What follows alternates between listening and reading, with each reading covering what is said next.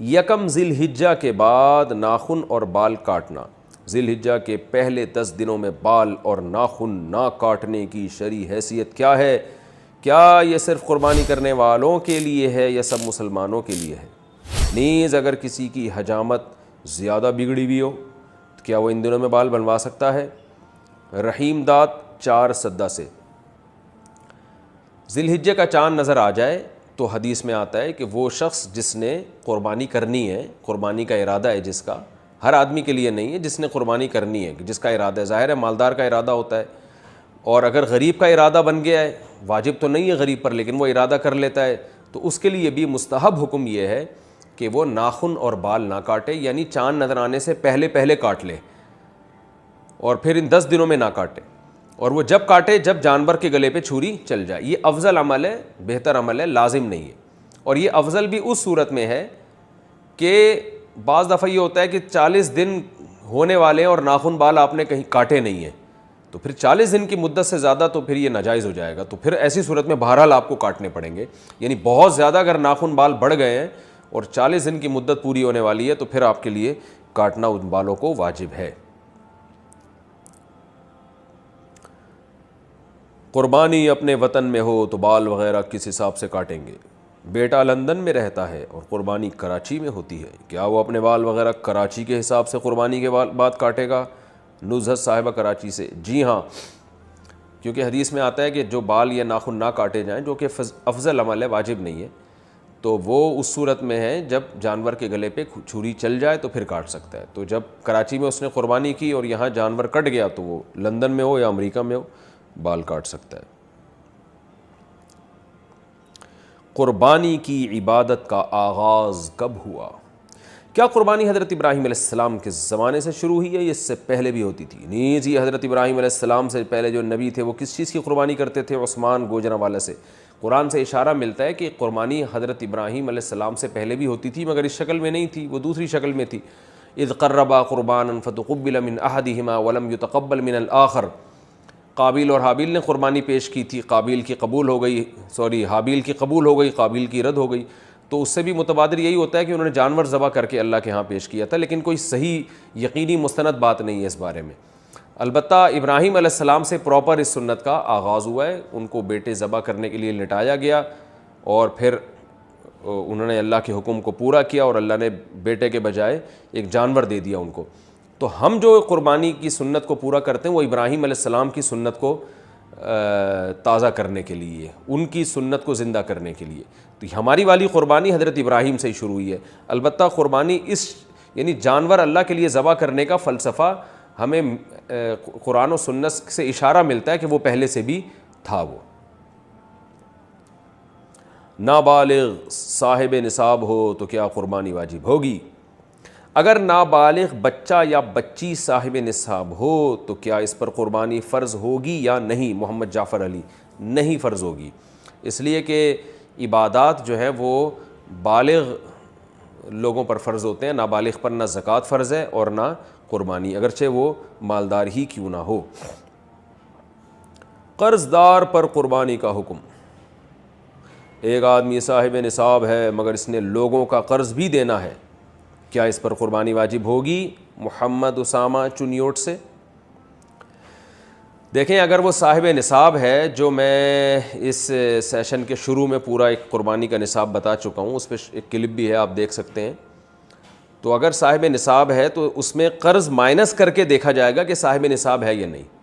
मिसाल के तौर पर एक आदमी के पास 1 लाख कैश रुपए पड़े हुए हैं तो वो तो साहिब निसाब है, क्योंकि 52.5 तोला चांदी 65-70 हज़ार तक की आ रही है आजकल। तो 1 लाख जिसके पास है वो साहिब निसाब है, लेकिन 50,000 उस पर कर्ज़ा भी है। तो 1 लाख में से 50,000 माइनस करेंगे तो बचेगा 50,000। तो 50,000 पे क़ुरबानी वाजिब नहीं है। तो कर्ज़ा माइनस करके भी अगर वो साहिब निसाब है तो उस पर क़ुरबानी वाजिब है। कर्ज़ा माइनस करके साहिब निसाब नहीं हो रहा तो उस पर क़ुरबानी वाजिब नहीं है। महंगे मोबाइल पर क्या क़ुरबानी वाजिब है? मोबाइल फ़ोन की कीमत 70,000 रुपये है, क्या इसके मालिक पर क़ुरबानी वाजिब है? नुअमान रंगून से बर्मा म्यांमार। मोबाइल चाहे 1 करोड़ रुपए का हो, अगर वो इस्तेमाल में है तो वो ज़रूरत से ज़ायद में उसका शुमार नहीं होगा। ज़रूरत से ज़ायद की एक सादा डेफिनेशन ये है कि जो चीज़ें इस्तेमाल में नहीं है। तो अगर वो इस्तेमाल में है तो फिर उस पर क़ुरबानी वाजिब नहीं है। और अगर हमें डब्बा पैक रखा हुआ है, इस्तेमाल में है ही नहीं, और पूरा साल इसी तरह गुजर जाता है, इस्तेमाल में ही नहीं आता, तो फिर उस पर क़ुरबानी वाजिब है। या आपने मोबाइल बेचने की नीयत से ख़रीदा है, फिर तो सस्ता सा भी मोबाइल होगा, तो वो सामान तिजारत में दाखिल है, तो वो निसाब में शामिल किया जाएगा उसको। क़ुरबानी के बजाय गरीबों की मदद करना कैसा है? कुछ लिबरल लोग कहते हैं कि क़ुरबानी के बजाय गरीबों को पैसा दिया जाए तो ये क़ुरबानी करने से ज़्यादा बेहतर है। क्या ऐसा करना जायज़ है? और क्या ऐसा कहने वाले के ईमान में कुछ कमी वाक़ई तो नहीं होगी? मोहम्मद यूसुफ़ मुल्तान से। ऐसा करने वाले के ईमान में कमी वाक़ई होगी अगर उसको पता है कि क़ुरबानी इस्लाम का हुक्म है, फिर उसके ईमान में यकीनन कमी होगी। लेकिन वो जहालत है, उसको पता ही नहीं है, तो फिर ज़ाहिर है जहालत, उसकी जहालत दूर की जाएगी। बाकी ये कि क़ुरबानी अल्लाह का हुक्म है। बकरीद के दिन में नबी सल्लल्लाहु अलैहि वसल्लम ने फरमाया, अल्लाह को जानवर का खून बहाने से ज़्यादा कोई अमल महबूब नहीं है बकरीद के दिनों में। तो इब्राहीम अलैहिस्सलाम की सुन्नत है ये, इसको ज़िंदा करना पड़ेगा। गरीबों की मदद करने से क़ुरबानी का हुक्म पूरा नहीं होता। लेकिन ये 10, 11, 12 3 दिन है क़ुरबानी। तीसरा दिन गुजरने के बाद फिर जानवर ज़बह करना कोई इबादत नहीं है, सुन्नत नहीं है। फिर बेहतर ये, अगर किसी ने क़ुरबानी नहीं की, जानवर ज़बह नहीं किया, अब वो क़ज़ा करना चाहता है 3 दिन गुजरने के बाद, तो फिर क़ज़ा में बेहतर है कि वो सदका कर दे, जानवर की कीमत किसी गरीब को दे दे, वो ज़्यादा सवाब है। लेकिन इन 3 दिनों में जानवर ज़बह करने ही से क़ुरबानी की सुन्नत पूरी होगी। जैसे हज फ़र्ज़ है, हज के पैसे गरीबों को देने से फ़र्ज़ हज अदा नहीं होगा। इसी तरह नमाज फ़र्ज़ है, गरीबों की मदद करने से नमाज साक़ित नहीं होगी। और शरीयत के जितने भी अहकाम हैं वो आपको पूरे करने पड़ेंगे। तो बिल्कुल इसी तरीके से क़ुरबानी भी जानवर के ज़बह करने का नाम है। वो जब तक नहीं करेंगे तो ये फ़रीज़ा इससे सुबुकदोशी नहीं होगी। क्या क़ुरबानी की रकम देने से क़ुरबानी हो जाएगी? अगर कोई बहुत गरीब आदमी है तो क्या अपनी क़ुरबानी की रकम इसको देने से वाजिब क़ुरबानी ज़िम्मे से अदा हो जाएगी, या क़ुरबानी ही करना ज़रूरी है? मोहम्मद तस्लीम अख्तर इंडिया से। जी नहीं, गरीब की मदद करने से क़ुरबानी का फ़रीज़ा अदा नहीं होगा। गरीब की मदद करना एक मुस्तकिल अलग इबादत है, वो भी करनी चाहिए। और बकरीद के 3 दिनों में जानवर ही काटने से क़ुरबानी का फ़रीज़ा अदा होगा, गरीब की मदद करने से अदा नहीं होगा। अगर आपको मदद गरीब की करनी है तो जानवर काट के बकरीद के 3 दिनों में उसके गोश्त से आप मदद कर लें, तो क़ुरबानी का फ़रीज़ा भी अदा हो जाएगा और सदक़े का सवाब भी मिल जाएगा। लेकिन बकरीद के 3 दिन गुजरने के बाद फिर पैसे देना अफजल है, फिर जानवर काटना कोई इबादत नहीं है। ज़्यादा क़ुरबानी अफजल है या एक क़ुरबानी करके सदका व खैरात करना? अगर कोई शख्स एक वाजिब क़ुरबानी करता है, बाकी नफली क़ुरबानी के बजाय गरीबों की नक़द या माली मदद करे, तो सवाब कौन सी सूरत में ज़्यादा होगा? अयूब कराची से। देखें, दोनों सवाबों की नौइयत अलग है। एक आदमी एक क़ुरबानी करता है, बाकी पैसों से गरीबों की मदद करता है, तो क़ुरबानी का तो सवाब एक क़ुरबानी का मिलेगा, बाकी सदक़े का सवाब मिलेगा। और बाज़ दफ़ा एक आदमी क़ुरबानियाँ उस दिन ज़्यादा कर लेता है तो ज़्यादा क़ुरबानियों का सवाब मिलेगा। तो इसमें यह फ़ैसला करना कि कौन सी ज़्यादा अफजल कौन सी कम अफजल, ये बहुत मुश्किल काम है। क्योंकि बकरीद के 3 दिनों में नबी ने फरमाया कि अल्लाह को जानवर का खून बहाने से ज़्यादा कोई अमल महबूब नहीं है। तो इसलिए बकरीद के 3 दिनों में तो ज़्यादा क़ुरबानी ही को फ़ोकस करना चाहिए, और गरीबों की मदद अगर करनी हो तो क़ुरबानी करके गोश्त दे दिया जाए। लेकिन बहरहाल ये कोई ज़रूरी नहीं है। अगर कोई एक जानवर ज़बह करता है, बाकी पैसे वो गरीबों में बाँट देता है, तो भी सवाब है। तो हालात के सिचुएशन के लिहाज से भी सवाब में फ़र्क पड़ता है। अगर कोई गरीब बहुत ज़्यादा है, मोहताज है, और आप समझते हैं उसको पैसों की ज़रूरत है, तो आप फिर एक क़ुरबानी कर लें, बाकी फिर उसको पैसे दे दें, क्योंकि उसकी ज़रूरत भी बहरहाल इम्पॉर्टेंट चीज़ है। लेकिन अगर कोई बहुत ज़्यादा ज़रूरतमंद आपके सामने फ़िलहाल मौजूद नहीं है, तो फिर क़ुरबानी को फ़ोकस करें। तो हर एक के हालात मुख्तलिफ होते हैं। आपके पड़ोस में, महल्ले में कोई बहुत ज़्यादा गरीब है, वो उसको तो राशन चाहिए, तो फिर एक क़ुरबानी करें, फिर बाकी गरीब की मदद कर लें। और लेकिन कोई ऐसा शदीद ज़रूरतमंद नहीं है तो फिर क़ुरबानी को फ़ोकस करें। तो ये हर आदमी ख़ुद फ़ैसला करेगा कि उसने एक क़ुरबानी के बाद ज़्यादा फिर क़ुरबानी ही करनी है या गरीबों की मदद बाकी पैसों से करनी है। अलबत्ता एक हिस्सा क़ुरबानी का बहरहाल करना है, ताकि उस दिन क़ुरबानी का सवाब मिल सके और क़ुरबानी की सुन्नत पूरी हो सके। क़ुरबानी ना करने की क्या वईद है? अगर साहिब निसाब क़ुरबानी ना करे तो इसके लिए क्या हुक्म है? इब्राहीम हाइल जी, सख्त हुक्म है। रसूलुल्लाह सल्लल्लाहु अलैहि वसल्लम ने फरमाया, मन वजद सअतन लिअन यज़ही फलम यज़ही फला यक़रबन्न मुसल्लाना। मन वजद सअतन, जो गुंजाइश पाए क़ुरबानी की फिर भी क़ुरबानी ना करे, वो हमारी ईदगाह में ना आए। तो ये बड़ी शदीद वईद है। फिर एक बहुत फ़जीलत वाले अमल से महबूब हो जाएगा, जैसे कि नबी ने फरमाया कि बकरीद के 3 दिनों में जानवर का खून बहाने से ज़्यादा अल्लाह को कोई अमल महबूब नहीं है। तो इतने महबूब अमल जो आपको पूरे साल मौका नहीं मिलेगा, फिर इसका आप इससे महरूम हो जाएंगे। इब्राहीम अलैहिस्सलाम की सुन्नत ज़िंदा करने से महरूम। फिर क़ुरबानी करके गोश्त खाना, ये ख़ुद एक सुन्नत अमल है। आप उस अल्लाह के नाम पे आपने जो जानवर क़ुरबान किया उसके मुबारक गोश्त से आप महरूम हो जाएंगे। बहुत सारी चीज़ें, बहुत सारी नेमतों से आप महरूम हो जाएंगे। बीवी के पास नकदी ना हो तो क़ुरबानी कैसे करे? एक औरत के पास 4 तोले सोना है और नकद रकम नहीं है, इसके खावंद के पास रकम है लेकिन वो नहीं देना चाहता, तो क्या इस औरत पर क़ुरबानी वाजिब है? नीज़ अगर खावंद के पास भी बिल्कुल रकम ना हो तो भी क्या क़ुरबानी वाजिब होगी? हुसैन वज़ीर देखिए, 4 तोले सोना है और नकद रकम, बीवी के पास 1 रुपया भी नहीं है और ना सामान तिजारत है, कुछ भी नहीं है, ना चांदी है, तो फिर 4 तोले सिर्फ सोना अगर किसी औरत के पास बकरीद के 3 दिनों तक रहता है और इस दौरान 1 रुपया भी उसके पास नहीं आता, तो फिर उस पर क़ुरबानी वाजिब नहीं है। लेकिन आम तौर पे ऐसा होता नहीं है। जब सोना होता है तो 1-2 रुपये, 10 रुपये, 5 रुपये कुछ ना कुछ तो हो ही जाते हैं औरत के पास, तो फिर उस सूरत में उस पर क़ुरबानी वाजिब हो जाती है। तो अगर शौहर उसकी तरफ से क़ुरबानी ना करे तो शौहर को कोई गुनाह नहीं होगा, चाहे शौहर साहिब इस्तिताअत ही क्यों ना हो। तो ऐसी सूरत में ख़ातून को चाहिए कि वो साल भर कुछ न कुछ अपने पास जमा करके रखें क़ुरबानी का फ़रीज़ा अदा करने के लिए। हर महीने अपनी जेब खर्ची से किसी भी तरह से कुछ पैसे जमा करें, नहीं होते कर्ज़ लेके कर लें क़ुरबानी किसी से, और ये भी नहीं होता तो फिर सोना बेचना पड़ेगा उनको। और ज़रूरी नहीं है एक बकरा ले या दुम्बा ले, गाय में एक सस्ता सा हिस्सा भी लेके डाला जा सकता है। छोटे दांत वाले जानवर की क़ुरबानी के जानवर के दांत छोटे नज़र आ रहे हों लेकिन पक्के हों तो ऐसे जानवर की क़ुरबानी हो जाएगी। मोहम्मद सादिक भाई, जानवर 2 साल का होना ज़रूरी है, गाय ऊँट में 5 साल का होना ज़रूरी है और गाय बछड़ा 2 साल का होना ज़रूरी है, दांत से नहीं होता कुछ। और बकरा 1 साल का होना ज़रूरी है, चाहे दांत छोटे हों या बड़े हों। और दुम्बा भी 1 साल का होना ज़रूरी, लेकिन अगर 6 महीने का दुम्बा इतना मोटा ताज़ा है कि देखने में 1 साल का लगता है तो भी उसकी क़ुरबानी जायज़ है। तो दांतों का असल नहीं है, असल है उम्र उसकी। हाय हाय, क़ुरबानी का जानवर गुम हो गया तो क्या हुक्म है? अगर क़ुरबानी का जानवर गुम हो जाए या चोरी हो जाए या वो जानवर, अच्छा, तो दोबारा वो जानवर, क्या लिखा हुआ है पता नहीं, एक में तो दोबारा जानवर ख़रीदना चाहिए या नहीं? और अगर गुमशुदा जानवर ईद से पहले मिल जाए या बाद में तो इसका क्या करना चाहिए? मोहम्मद तैयब बन्नू से।